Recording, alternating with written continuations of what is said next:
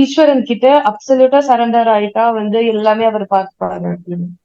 So அந்த மாதிரி அப்சல்யூட்டா surrender ஆகுற போது நம்ம இந்த சாதனாஸ் நான் நினைச்சு பண்ற சாதனாஸ்னா சிலது நம்ம பண்றோம், அதெல்லாம் நெசசரியா? சரி. அதுதான் அவர் ஏற்கனவே சொல்லிட்டார்ல, எல்லாமே அவர்கிட்ட சரணாகதி அடைஞ்சதுக்கு அப்புறம் இதை செய்ய வேண்டுமா, அதை செய்ய வேண்டுமா, இது நடக்கணுமா, இது பண்ண வேண்டுமா, எல்லாமே நம்ம அவர்கிட்ட விட்டுறோம்.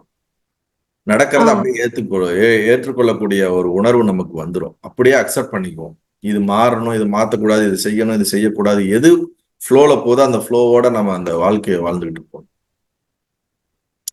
இதுல என்னன்னா, முழுமையா நம்ம சரணாகதி அடைஞ்சிருக்கோமாங்கிறது நம்ம தான் நமக்குள்ள செல்ஃப் டெஸ்ட் பண்ணிக்கணும்.